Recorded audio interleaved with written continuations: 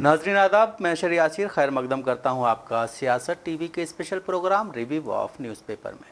सियासत आपके लिए लेकर आया है अखबार से रिलेटेड एक प्रोग्राम जिसमें हम आपको आज के अखबारात की अहम खबरों के बारे में बताएंगे। इसमें लोकल, नेशनल और इंटरनेशनल खबरों पर डिस्कशन करेंगे और आपको अहम खबरों की जानकारी देंगे। हम इस प्रोग्राम में हर इंपॉर्टेंट खबर पर रोशनी डालेंगे, चाहे वो लोकल हो, नेशनल हो या फिर इंटरनेशनल। इस प्रोग्राम में हर खबर की तह तक जाएंगे, क्योंकि कुछ खबरें अखबार की महज सुर्खियां बनकर रह जाती हैं या फिर उनको टीवी पर सिर्फ 2 मिनट ही मिल पाते हैं। लेकिन हम आपको उन खबरों के बारे में तफसील से बताएंगे। हमारे साथ मौजूद हैं शाहिद उमर। शाहिद, आपका खैर मकदम है। शाहिद, सबसे पहली खबर जो आज की है लोकल की अखबार में जो छपी है, यहाँ के कई अखबारों में छपी है कि केटीआर ने केंद्रीय गृह मंत्री अमित शाह को लेकर एक जो है क्या बोलते हैं बड़ा बयान दिया। उन्होंने कहा है कि अमित शाह जो है सिर्फ हिंदी को देश में थोपना चाहते हैं। अमित शाह ने एक ट्वीट किया था हिंदी से रिलेटेड, जिस पर उन्होंने बोला है कि देश में कई सारी भाषाएं हैं, जैसे तमिल, तेलुगु और क्या बोलते हैं मलयालम, मतलब कई सारी हैं। उसमें जो है सिर्फ अमित शाह जो हैं हिंदी को ही क्यों देश को थोपना चाहते हैं। उसमें मलयालम भी है, तमिल भी है, तेलुगु भी है, उड़िया भी है, गुजराती भी है, महाराष्ट्र की क्या बोलते हैं वो भी है, मराठी भी है, कई सारी लैंग्वेज हैं, लेकिन सिर्फ वो हिंदी को ही थोपना चाहते हैं। ऐसा तो नहीं वो हिंदी को थोप करके कहीं ना कहीं देश में कुछ और करना चाह रहे हैं। उन्होंने कहा है कि अगर हिंदी आप सभी पर थोपेंगे तो ये देश के लिए अच्छा नहीं होगा। जी, अगर देखें केटीआर की बात करें, जो अभी हिंदी का मामला सामने आया है, इसके पहले भी काफ़ी जैसे अभी संविधान में जो कॉन्स्टिट्यूशन में जो चेंजिंग आई है जी। उसको लेकर भी काफ़ी विवाद हुआ, उसमें भी हिंदी को लेकर सवाल खड़े किए गए। इसी बीच केटीआर ने जो ट्वीट किया है गृह मंत्री अमित शाह को लेकर, उनका साफ तौर पर यह कहना है कि हिंदी को पूरे देश में, पूरे राज्य में थोपने की आखिरकार क्या ज़रूरत है। केटीआर ने इस चीज़ का भी कोड किया है कि देश में 22 ऐसे भाषाएँ हैं, जैसे कि अगर हम मलयालम की बात करें, कन्नड़ की बात करें, बंगाली की बात करें या और भी जो भाषाएं वो चल रही है, गुजराती भाषा है, तो फिर आखिरकार आप हिंदी को सभी लोगों पे थोपने की क्यों कोशिश कर रहे हैं। और इस चीज को लेकर केटीआर ने काफी चिंता भी व्यक्त की है। कहा कि अगर ऐसे ही चलता रहा तो आने वाले वक्त में काफी इससे मुश्किल हो सकती है। तो पूरे अगर इसके पहले भी देखा जाए तो जिस तरह से कॉन्स्टिट्यूशन में बदलाव किया गया, उसको लेकर जिस तरह से उसमें हिंदी पूरी किए गए, और अब जिस तरह से अमित शाह का बयान आया है कि पूरे हर एक जगह हिंदी को फिर अब केटीआर ने उस पर थोपने की जो राजनीति की है, आरोप लगाया है कि अमित शाह थोपने की कोशिश कर रहे हैं। तो इसको लेकर कहा यह जा सकता है कि आने वाले वक्त में शायद और इस पे प्रतिक्रिया आए या फिर और सवाल उठे। लेकिन बात यह भी कि अमित शाह जिस तरह से हिंदी को लगातार ऊपर लाने की बात प्रमोट कर रहे हैं, तो उनको भी जवाब देने की जरूरत है, या फिर अब आगे आने वाले वक्त में ये साफ हो सकता है कि आखिरकार अमित शाह इतनी ज़्यादा हिंदी को क्यों प्रमोट कर रहे हैं। बिल्कुल, देखिए जिस तरह की जो लैंग्वेज जिस जगह पे होती है, चाहे यहाँ पे तेलुगु हो, तो वो एक जगह का कल्चर भी कहीं ना कहीं आपको दिखाती है। तो इस तरह अगर हम हर जगह हिंदी की बात करें तो जिस तरह से गृह मंत्री करें उनका शायद कुछ और सोचना हो, बट केटीआर जो कह रहे हैं कि आप थोप रहे हैं और थोपने के बाद कहीं ना कहीं ये देश के लिए अच्छा नहीं होगा, तो ये भी है कि आप जो रीजनल लैंग्वेज होती हैं, जिस तरह उन्होंने बोला 22 लैंग्वेजेस हैं, तो उनको तो वहीं पे रहने दीजिए। हाँ, हम थोप तो नहीं सकते किसी पे, और जो हमारे कल्चर है उसको भी हम खत्म नहीं कर सकते। अगर हैदराबाद की बात करें, यहाँ पे तेलंगाना में लोग तेलुगु बोल रहे हैं, उर्दू बोल रहे हैं, दक्कनी बोल रहे हैं। बिहार की बात करें तो वहाँ पे ज़्यादा संख्या में लोग भोजपुरी भी बोलते हैं। तो हम इस चीज़ को थोप कर अनिवार्य तो कर नहीं सकते। हाँ, अगर बात है, अगर प्रमोट कर रहे हैं या कोशिश उनकी है कि हिंदी ज़्यादा से ज़्यादा लोग बोले, वो एक अलग मायने रखता है। लेकिन आने वाले वक्त में जिस तरह से लगातार अमित शाह हिंदी की बात कर रहे हैं, और आने वाले वक्त में जिस तरह से केटीआर ने थोपने का आरोप लगाया है, और ये अगर सच हो जाए तो ये काफ़ी मुश्किल या फिर कह ले बहुत ही परेशानी वाली बात होगी। बिल्कुल। वहीं अगर दूसरी खबर की हम बात करें जो अखबारों में छपी है कि बंडी संजय ने बोला है कि राहुल गांधी आतंकवादी संगठनों से जुड़े हुए लोगों से हाथ मिला रहे हैं। वो भारत को तोड़ने वाली जो शक्तियाँ हैं, तोड़ने वाले जो संगठन हैं, उनसे मिल रहे हैं, उनसे फ़ोटो खिंचवा रहे हैं। हालांकि अभी वो जो अमेरिका गए हुए हैं उस पर काफ़ी सारी बातें बीजेपी कर रही। बीजेपी कहना है कि राहुल गांधी यहाँ आ कर के जो हैं क्या बोलते हैं रिजर्वेशन को ख़त्म कर देंगे। यहाँ पे वो मतलब क्या बोलते एक तरह का कहीं ना कहीं एक कुछ चीज़ों को डाइवर्ट किया जा रहा है, कुछ चीज़ों को मोड़ दिया जा रहा है। और वो मतलब उनका अमेरिका दौरा जो है वो जब यहाँ मतलब यहाँ पे बीजेपी के उससे देखा जाए तो वो देश को तोड़ने के लिए। अगर बंदी संजय की बात करें तो बंदी संजय नहीं, भाजपा में अक्सर नेताओं को देखा जाता है कि राहुल गांधी वो तो अमेरिका गए हैं, अगर इंडिया की बात करें, इंडिया में भी कहीं अगर वो विजिट कर लेते हैं तो इन लोगों के पेट में दर्द शुरू हो जाते हैं। अमेरिका की जहां तक बात है तो अमेरिका वहां पे गए हैं अलग इश्यूज पे, वहां पे अपनी बात वो रख लें, जो हकीकत है जो सच्चाई वो अपनी बात रख रहे हैं। लेकिन गौर करने वाली बात यह है कि अब बीजेपी के नेता जैसे बंदी संजय का अभी आपने नाम लिया, अब ये लोग सर्टिफिकेट बांटने शुरू कर दिए हैं कि हिंदुस्तान में कौन रहेगा और कौन नहीं रहेगा। इन्होंने राहुल गांधी को भी ये सर्टिफिकेट देना शुरू कर दिया कि इनका कोई अधिकार नहीं है, यानी जो बीजेपी के खिलाफ बोले उनको तो अधिकार है देश में रहना, जो इसका अपोजिशन जाए या जो इनके खिलाफ बोले उनको अधिकार नहीं है। तो साफ तौर पे वाजे ये हो रहा है अब कि पहले ये तो सर्टिफिकेट बांटना शुरू करेंगे, दूसरे साथ ये भी इन पे आरोप लगता है कि जब जिसको मन किया जेल में डाल दिए, जेल में नहीं डाले। अब बंदी संजय कुमार ने यह भी बयान दिया है कि इनके राहुल गांधी पर आरोप लगाया कि इनका जो कनेक्शन है आतंकवादियों से है, आतंकवादी संगठनों से, देश को तोड़ने वाले। इन्होंने ये भी कहा कि अगर राहुल गांधी सत्ता में आते हैं, प्रधानमंत्री बनते हैं तो देश 7 टुकड़ों में बढ़ जाएगा। यानी भाजपा से पहले जो कांग्रेस की सरकार रही तो उसमें देश का बंटवारा नहीं हो पाया, नहीं अब बटेगा, वो भी 7 टुकड़ों में बढ़ जाएगा। तो आप साफ तौर पर समझ सकते हैं कि बंदी संजय कुमार ये लोग तो भाजपा की तरफ से सदस्यता अभियान चलाया जा रहा है, उस अभियान के तहत ये गच्चीबौली में गए हैं, हैदराबाद का और भी कई इलाकों में गए, पूरे हिंदुस्तान में ही चलाया जा रहा है। लेकिन बंदी संजय की बात करें तो वो इसी सदस्यता जो अभियान है, इसी अभियान के तहत उन्होंने इस बात को रखा है मीडिया के सामने। लेकिन अब सवाल ये है कि जिस तरह से बंदी संजय कुमार कांग्रेस पर आरोप लगा रहे हैं, क्या अगर कोई कांग्रेस के नेता इस तरह से किसी बड़े नेता, वो भी अब राहुल गांधी पहले तो अपने पार्टी के लेवल पे नेता थे, लेकिन अब नेता प्रतिपक्ष है, संवैधानिक एक पद पे बैठे हुए हैं, लेकिन उस तरह के नेता पे अगर कोई अभी भाजपा के नेता पे कोई कांग्रेस के नेता बयान दिया होता तो शायद मुझे लगता है अभी बड़े लेवल पर लोग जो उस पक्ष के लोग होते हैं रोड पे आ गए होते हैं। नहीं, अगर देखा जाए तो जब राहुल गांधी ने पहला जो अपना वहाँ पे इंटरव्यू हुआ उसमें बीजेपी, देश के प्रधानमंत्री नरेंद्र मोदी और आरएसएस को लेकर के जो एक बयान दिया था कि आरएसएस का जो विचार है वो कहीं ना कहीं एक मतलब क्या बोलते हैं तोड़ने की राजनीति वाला है, उस पर जो उन्होंने बयान दिया था उसके बाद से जो है कहीं ना कहीं बीजेपी जो है वो घबराई हुई है। बीजेपी उसका तोड़ निकालने की कोशिश करे लेकिन निकल नहीं पा रहा, क्योंकि मतलब आप भी जानेंगे, आप भी जर्नलिस्ट हैं, ये देखा गया है कि कुछ ऐसे कानून हैं जो बीजेपी लेके आई है उसका उसी वक्त राहुल गांधी ने अपोज किया है और उसके बाद बीजेपी ने फिर उन कानूनों को वापस लिया। तो यहाँ ये भी देखा जा रहा है कि जो उनकी बातें होती है राहुल गांधी की वो कहीं ना कहीं फ्यूचर से रिलेटेड होती है, वो फ्यूचर के बारे में सोचते हैं और मतलब चाहे वो एमएसपी हो या और भी कई कानून है जो लेके आई है बीजेपी, उसका उन्होंने मतलब वो किया है विरोध और बोला है कि ये कानून ख़त्म होगा, इसको सरकार वापस लेगी और सरकार ने वापस लिया। तो कहीं ना कहीं वो उनकी जो एक चीज़ है वो अपनी जो एक खींच होती है वो मिटाना चाहते हैं राहुल गांधी पे बयान करके। अगर राहुल गांधी की हम बात करें तो वो एक ऐसे प्लेटफॉर्म से बात करें जहां से पूरी दुनिया उनकी आवाज़ सुन रही है, बात सुन रही है। अमेरिका में हालांकि चुनाव होने वाले भी हैं, लेकिन अमेरिका में जो उन्होंने बयान दिया है तो सबसे ज़्यादा बीजेपी को इस बात से तकलीफ हो रही है कि वहाँ पे उन्होंने चीन का जिक्र किया। हालांकि हमने देखा कि कैसे सदन के अंदर भी चीन को लेकर और भी कई सारे जो विपक्ष के नेता हैं उन्होंने अपनी बात रखी, उन्होंने ये दावा किया कि चीन जो अंदर है वो लगातार कब्जा कर रहा है। तो मुझे लगता है कि बीजेपी इस चीज़ को छुपाने के लिए राहुल गांधी का अलग स्टेटमेंट जो है उसको सामने ला रही है कि राहुल गांधी को देश में रहने का कोई अधिकार नहीं है, उनका जो तार है वो आतंकवादी संगठनों से जुड़ा हुआ है। यहाँ तक कि बीजेपी के लोग अभी यह भी कह रहे हैं कि राहुल गांधी विदेश में जाकर देश का नाम बदनाम कर रहे हैं। ये लोग इस चीज का सर्टिफिकेट बांटना शुरू कर दिए कि राहुल गांधी वहां जाकर क्या बयान कर रहे हैं। अगर वहां पे अगर ऐसी कोई बात है तो ठीक है, आप उन पर एफआईआर करो, कोर्ट का मामला वो देखें क्या अगर इंटरनेशनल लेवल पे हमारे देश की छवि खराब हो रही है कि नहीं। अगर देश की छवि खराब हो रही है तो फिर वहां पे अमेरिका में जाकर राहुल गांधी को सुनने के लिए इतने लोग क्यों आ रहे हैं। हमने देखा कैसे अमेरिका पे एयरपोर्ट पे उतरे तो कैसे उनका स्वागत किया गया, गर्मजोशी के साथ स्वागत किया गया। तो फिर आखिरकार बीजेपी अपना स्टैंड क्लियर करने के लिए बस राहुल गांधी पे जो आरोप आए उस पर थोप दो। मैं ये आपसे पूछना चाहता हूँ कि राहुल गांधी ने जो बेरोजगारी पे बात की है उस पर भाजपा कितनी खरी उतरी, ये बता दे भाजपा।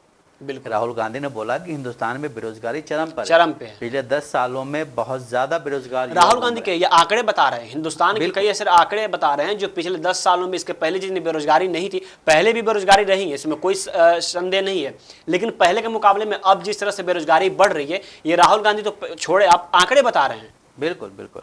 और वहीं अगर दूसरी खबर देखते हैं, नेशनल की तरफ चलते हैं तो पश्चिम बंगाल से एक बड़ी खबर सामने आई है। पश्चिम बंगाल से खबर ये सामने आई है कि ममता बनर्जी ने कल शाम को एक प्रेस कॉन्फ्रेंस की। उन्होंने लोगों से माफ़ी मांगते हुए कहा है कि जिन्हें लगता है कि आज डॉक्टर्स और सरकार के बीच बातचीत हो जाएगी और इस आंदोलन का हल निकल आएगा। ममता ने कहा है कि अगर लोग चाहते हैं कि हम मतलब इस्तीफ़ा दें तो हम इस्तीफ़ा देने को तैयार हैं। ये जो केस हुआ है कोलकाता रेप और मर्डर केस, इसमें हम भी चाहते हैं कि न्याय मिले। हालांकि ममता बनर्जी शुरू से ही इस चीज़ पे अड़ी हुई हैं कि जल्द से जल्द इस चीज़ में न्याय मिले। उन्होंने तो कानून भी पारित किया। उन्होंने कहा है कि इस केस में जो भी लोग मुलविस हैं उनको मृत्यु दंड मिलेगा। इस तरह की और अगर कोई वारदात होती तो उसमें भी सेम सजाएं रहेंगी। लेकिन बीजेपी और वहाँ पे डॉक्टर जिस तरह से प्रोटेस्ट कर रहे हैं, उनका मतलब देखा जाए तो काफ़ी वहाँ पे जो मरीज़ हैं वो भी परेशान हैं, क्योंकि उनको सही से इलाज नहीं मिल पा रहा है। और वो लोग जिस तरह से प्रोटेस्ट कर रहे हैं तो उससे कई लोगों की जान भी जा चुकी हैं अब तक। ममता बनर्जी शुरू से ये कह रही हैं कि इस केस के ख़िलाफ़ हम भी हैं, ऐसी चीज़ें नहीं होनी चाहिए। कल उन्होंने डॉक्टर से एक मीटिंग बुलाई थी कि आप लोग आइए, हम बात करेंगे, लेकिन डॉक्टर वहाँ नहीं पहुँचे। तो बाद में उन्होंने एक जो है प्रेस कॉन्फ्रेंस की, उसमें बोला है कि इस चीज़ के लिए न्याय हम भी चाहते हैं, लेकिन अगर यहाँ के लोग चाहते हैं कि हम इस्तीफ़ा दें तो हम इस केस की वजह से इस्तीफ़ा देने को तैयार। इस पर क्या कहेंगे शाहिद आप? अगर हम ममता बनर्जी की बात करें तो जिस तरह से वो कल लगातार डॉक्टर से बात करने की कोशिश की, 2 घंटे वहाँ पे वो बैठी, लेकिन डॉक्टर की तरफ से जो प्रोटेस्ट हो रहे हैं वहाँ पे वो लोग नहीं आए। वहाँ पे ममता बनर्जी ने यहाँ तक कहा कि जो परमिशन थी 15 लोगों की थी, फिर आगे उन्होंने 34 लोगों की परमिशन दे दी कि आप आए मुझसे बात करें। वहाँ पे जो डॉक्टर हैं वो ये चाहते थे कि इसकी लाइव स्ट्रीमिंग हो, बातें क्या हो रही हैं वो आगे जाए।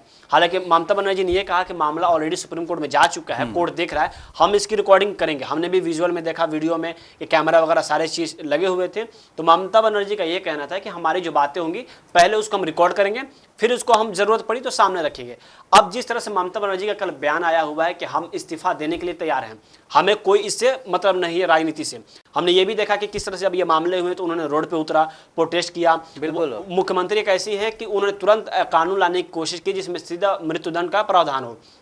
इन सब चीज़ को देखते हुए ममता बनर्जी ने कल जब वहाँ से उनसे डॉक्टर मिलने नहीं आए, बात करने नहीं आए, तो उन्होंने सीधा ये कह दिया कि अगर ज़रूरत पड़ी तो मैं इस्तीफा देने के लिए तैयार हूँ। हालांकि जो चिकित्सक हैं उनका ये कहना है कि हमने इस्तीफा नहीं मांगा है।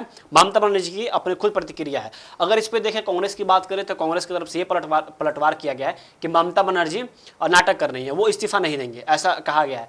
अब बीजेपी की बात करें तो बीजेपी लगातार कोशिश कर रही है कि वहाँ पर, क्योंकि बीजेपी की हमेशा से कोशिश रही है कि बंगाल में अपना कब्जा हो सके।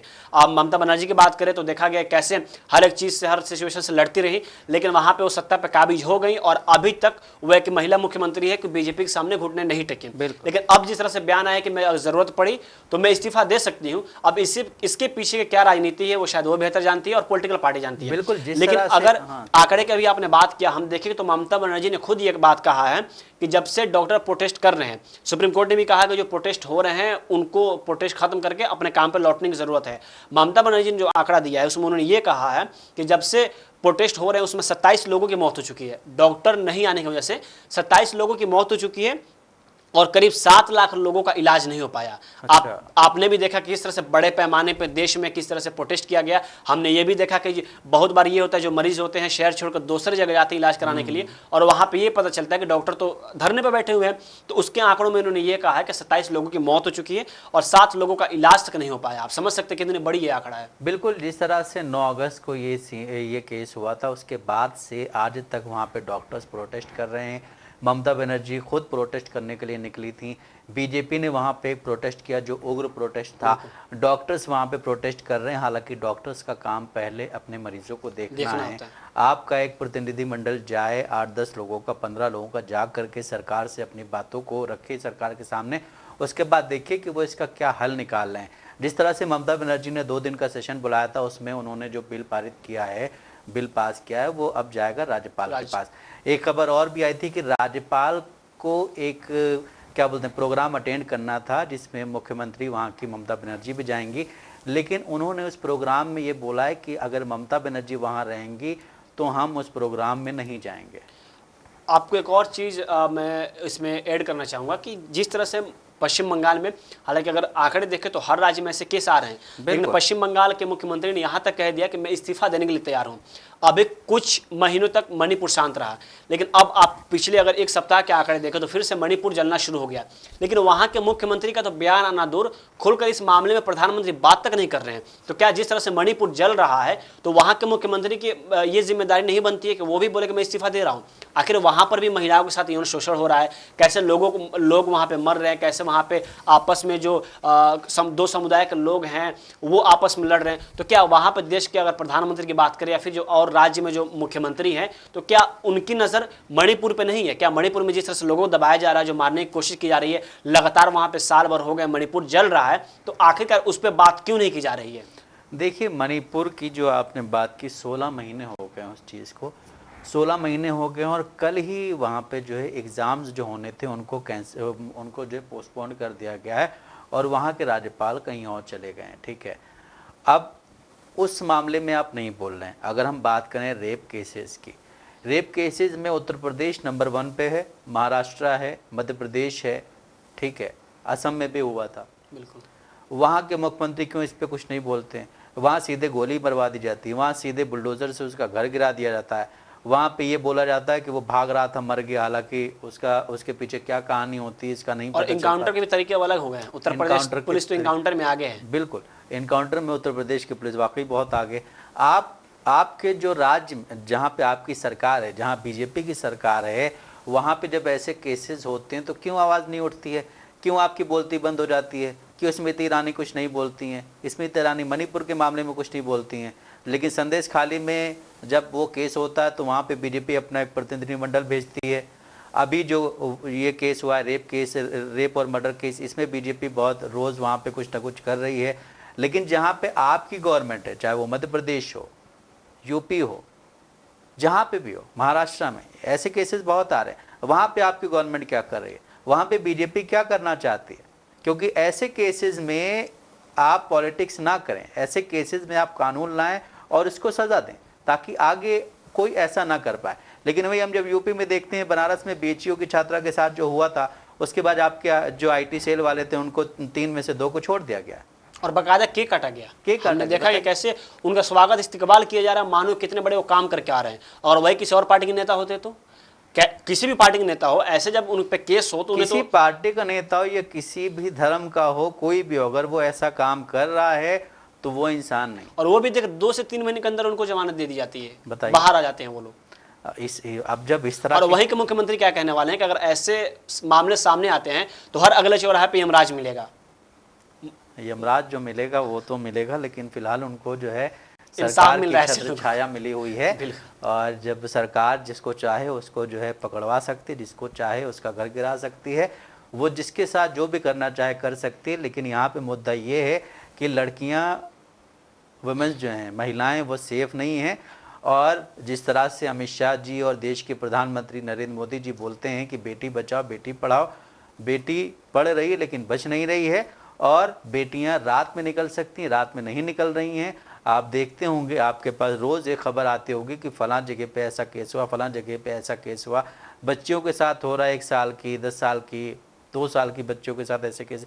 तो ऐसी मेंटलिटी जिन लोगों की बनी हुई है, उन मेंटलिटी को भी ठीक करने के लिए आपको एक वो क्या बोलते हैं, NGO चलाना चाहिए। ऐसे लोगों के लिए आपको एक प्रचार करना चाहिए। आप हर चीज़ के लिए एक एडवर्टाइजमेंट कर देते हैं, साइबर क्राइम से रिलेटेड कोई भी खबर होती है उस पर आपका एक एडवर्टाइजमेंट होता है। बॉलीवुड के बड़े बड़े उसमें जो वो हैं एक्टर्स, वो उसमें काम करते हैं। इस पर भी आप एक प्रोग्राम चलाइए, हर स्टेट में, हर ज़िले में एक प्रोग्राम चलाइए जिस पे लोगों की मेंटलिटी क्या है उस पर भी देखा जाए। आप इंटरनेट पे जो फर्ज चीज़ें घूम रही हैं उनको बंद करवाइए। आप जब चाइना से कुछ होता है, आप टिकटॉक वगैरह बहुत सी चीज़ें आप बंद करवा दें, लेकिन इस चीज़ को बंद करवाइए। इससे यहाँ का युवा बड़ा ख़राब हो रहा है। इसी की वजह से ज़्यादातर केसेस जो हो रहे हैं, एक रिपोर्ट आई है उसमें ये जो फिल्में आती हैं, इन फिल्मों को देख करके इन सब चीज़ों के केसेस ज़्यादा बढ़ रहे हैं। आपने कहा कि महिला इस देश में सुरक्षित नहीं है।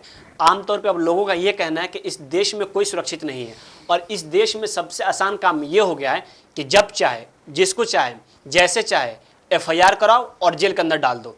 तो अगर महिलाओं की बात नहीं, हमने ये भी देखा कि कई बार ऐसे मामले आ रहे हैं कि महिलाओं के बचाव में अगर कोई उसका भाई हो या कोई जानने वाला अगर लोग उतर रहे हैं, बाद में कुछ गुंडे आते हैं उन पर हमला कर देते हैं। तो इस देश में अभी वर्तमान में अगर देखा जाए तो सबसे आसान काम ये हो गया है कि जो गवर्नमेंट जिसको चाहे जेल में डाल दे। दूसरी बात आपने ये कहा कि प्रोग्राम चलाने की जरूरत है, बिल्कुल सही बात है, मुझे लगता है प्रोग्राम चलाने की जरूरत है और इन सब चीज़ों पर और ज़्यादा। लेकिन इससे पहले ये भी है कि जो कानून व्यवस्था है वो कैसे काम कर रही है। हमने देखा महाराष्ट्र में कैसे एक लड़की के साथ यौन शोषण होता है, छोटी बच्ची है और उसकी माँ रिपोर्ट लिखवाने के लिए, जबकि वो प्रेग्नेंट होती है, 10 घंटे तक बाहर थाने के बाहर वेट करती है। हमने एक प्रोग्राम देखा था कुछ साल पहले, सत्यमो जय थे, किस तरह से उसमें बारीकी के साथ इन सब चीज़ों को से रूबरू कराया जाता था, लोगों को बताया जाता था। तो इस तरह के प्रोग्राम चलाने की बिल्कुल ज़रूरत है, लेकिन उससे कहीं ज़्यादा ज़रूरत यह है कि अभी वर्तमान में जो कानून व्यवस्था है, जो स्थानीय प्रशासन है, वो अपनी भरोसा किस हद तक जनता के बीच में करती है और किस हद तक जनता का भरोसा वो जीत पाती है, तभी आगे आप अगर कोई मामले सामने लाएं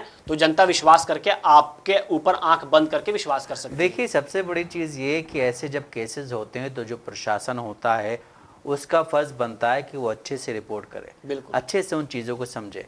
लेकिन कई जगहों पे तो ऐसा भी देखा गया है कि किसी बच्ची के साथ कुछ हैवानियत हुई है, उसकी माँ गई है रिपोर्ट करवाने के लिए, तो पुलिस वालों ने उन्हें भगा दिया।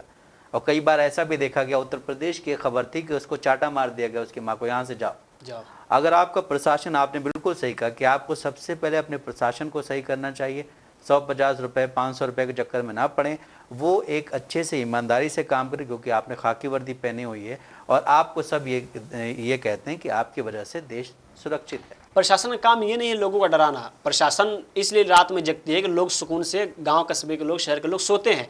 लेकिन जब प्रशासन ही लगे लोगों पे दबाव बनाने, जब लोग लगे उसी से डरने, तो फिर लोग सुरक्षित हैं कहाँ? सवाल तो ये भी है। आपने वर्दी इसलिए पहन रखा है कि आप लोगों को सुरक्षित करें, लेकिन आप तो लोगों को सुरक्षित खुद नहीं कर रहे हैं।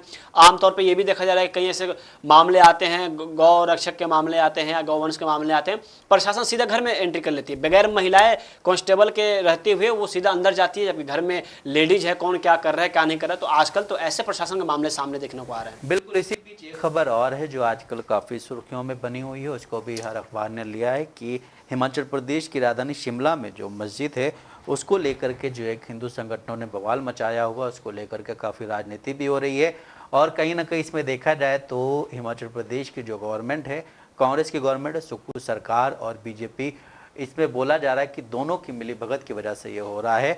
और अब तो वहाँ के इमाम ने बोल भी दिया है कि अगर यहाँ के भाईचारे को इससे कोई ठेस पहुँचती है तो हम उस हिस्से को गिरा देंगे, हम उस हिस्से को खुद ही गिरा देंगे, लेकिन इस क्या बोलते हैं, इस स्टेट का, इस देश का भाईचारा कभी नहीं बढ़ना चाहिए। वहीं ये खबर और आई थी कल, जो आज के अखबारों में ली गई है कि कांग्रेस हाईकमान जो है सुक्खू सरकार से काफ़ी नाराज़ है। उन्होंने कहा है कि आपके मंत्री उल्टे सीधे बयानात दे रहे हैं, आपके मंत्री ऐसे बयान दे रहे हैं जो बीजेपी की ज़ुबान बोल रहे हैं। इस मतलब इन चीज़ों पे उन्होंने सुक्खू सरकार से एक रिपोर्ट मांगी है। उन्होंने कहा है कि आप हमें एक रिपोर्ट पेश करें। हालांकि देखा जाए तो ये जो केस हुआ था मस्जिद वाला, इसमें जब वहाँ पे क्या बोलते हैं, हिंदू संगठन जो था उसने प्रोटेस्ट किया और उन्होंने रोड ब्लॉक कर दी। रोड ब्लॉक करके उन्होंने हनुमान चालीसा पढ़ा, काफ़ी हंगामा किया, बहुत कुछ किया। लेकिन कल जब इमाम साहब ने, वहाँ के एक इमाम हैं, उन्होंने बोला कि भाई इस भाईचारे को बनाए रखने के लिए हम चाहते हैं कि हम वो जो हिस्सा बन रहा है उसको खुद ही गिरा देंगे, लेकिन इस मुल्क का या इस क्या बोलते हैं प्रदेश का, शिमला का भाईचारा ख़राब नहीं होना चाहिए। लेकिन अब इसके बाद अगर वो हिस्सा गिर जाता है तो क्या लोग ये मानेंगे कि वो भाईचारे की वजह से गिराया गया था? क्या लोग इस बात को मानेंगे? वो तो ये कहेंगे कि हमारी वजह से गिराया गया, हमसे डर गए, इस वजह से गिराया गया। इस पे राजनीति ना हो, इस पे सरकार को एक अच्छी तरह से अपना पक्ष रखना चाहिए। क्या होना है, क्या नहीं होना है, कितना हिस्सा गिराया जाए, कितना हिस्सा बनाया जाएगा, इस पे बात करनी चाहिए। आपने राजनीति की बात की, वहाँ के जो इमाम हैं उन्होंने भी इस चीज़ का जिक्र किया है कि इसमें राजनीति ना हो। दूसरी बहुत अच्छी बात आपने कहा कि जिस तरह से इमाम वहाँ के कहें कि जो अतिक्रमण है उसको हम लोगों ने खुद आप गिरा देंगे, लेकिन वही अगर वो उस चीज़ को अगर हटा दिया जाए, गिरा दिया जाए, तो वहाँ के जो हिंदू संगठन है वो ये मानेंगे कि हमारी जीत हुई। मैं वही कह रहा हूँ कि अगर हमारे गिरा दिया गया, अगर उसको खुद उन लोगों ने गिरा दिया, वहाँ के जो मस्जिद कमेटी वाले हैं, तो ये भी कहा जाएगा ना कि हमारे प्रोटेस्ट की वजह से, हमने जो वहाँ पे दबाव बनाया उसकी वजह से गिराया गया। तो ये तो मतलब इस पे सरकार क्यों कुछ नहीं बोल रही? सरकार के मंत्री खुद ही इस तरह के बयान देने लग रहा है कि वो कांग्रेस नहीं वो बीजेपी। आप एक जगह कहते हो कि भारत जोड़ो यात्रा निकाल रहे हैं, हम देश में मोहब्बत की दुकान खोल रहे हैं, और वहीं पे आपका मस्जिद के लिए कोई भी मोहब्बत नजर नहीं आ रही। आपके मंत्री उल्टे सीधे बयान दे रहे हैं, लेकिन आपको नहीं पता। मंत्री हैं, आप ही की सरकार है, सुक्खू की सरकार हिमाचल प्रदेश में, सुखविंदर सिंह सुक्खू वहाँ के चीफ मिनिस्टर है वहाँ पे। लेकिन सबसे सराहनीय बात यह है कि किस तरह से सोची समझी इमाम साहब ने जो वहाँ का बयान दिया कि आप वहाँ पे मामला ऑलरेडी कोर्ट में चल रहे हैं, कि कोर्ट के जो फैसले आएंगे उसके बाद से जितना मतलब जो इलाका है वहाँ पे जितना चिन्हित किया जाएगा कि यह अतिक्रमण किया हुआ या ज़मीन सही नहीं, उसको हम तोड़ देंगे। लेकिन सबसे ज़्यादा ज़रूरी हमारे लिए ये है कि यहाँ पे जो भाईचारगी है उसको हमें कायम करना है। तो देखा जा सकता है कि अगर यहाँ पे कोई और समुदाय के लोग होते तो शायद मुझे नहीं लगता कि ऐसी बातें निकलती। और कांग्रेस सरकार पर भी वहाँ पे सवाल खड़ा होते हैं कि जिस तरह से आपकी वहाँ पे हिमाचल प्रदेश में सरकार है, लेकिन आपकी सरकार होते हुए आपकी कानून व्यवस्था क्या काम कर रही है कि वहाँ पर लोग घंटों सड़क जाम कर देते हैं, कुछ तो पुलिस वाले घायल भी हुए हैं। तो सवाल तो आप पे भी खड़ा होता है कि आप वहाँ पे कानून व्यवस्था किस हद तक सही किया हुआ। आपने जिस तरह बोला कि लोग सड़क जाम कर देते हैं, वहाँ प्रोटेस्ट करते हैं, लेकिन अभी अगर देखा जाए तो अगर कहीं पे कोई रोड पे नमाज पढ़ रहा होता है, पार्क पे नमाज पढ़ रहा होता है, तो उसको वहाँ से भगाया जाता है, और वहाँ पर हनुमान चालीसा करा रहे हैं जाती है उनको। हाँ, आप हनुमान चालीसा करा रहे हैं। और इसी बीच एक जो अभी की जो एक ब्रेकिंग न्यूज़ आ रही वो ये है कि दिल्ली शराब नीति मामले में जो है दिल्ली के मुख्यमंत्री अरविंद केजरीवाल को जमानत मिल गई है, और केजरीवाल 177 दिनों के बाद जेल से बाहर आएंगे, तिहाड़ जेल से बाहर आएंगे। वो आज शाम तक केजरीवाल जेल से बाहर आ सकते हैं। तो नाज़रीन, जैसा कि आपने देखा कि हमने आपको न्यूज़पेपर के ज़रिए अहम खबरों से रूबरू कराया। ऐसे ही ज़रूरी खबरों से रूबरू होने के लिए हमारे साथ इस प्रोग्राम से जुड़े रहें, और अगर आपकी इस प्रोग्राम से रिलेटेड कोई भी राय हो तो हमें ज़रूर कमेंट बॉक्स में बताएं। इसी के साथ हमारा प्रोग्राम यहीं समाप्त होता है। हमें दें इजाज़त, आप बने रहें सियासत टीवी के साथ।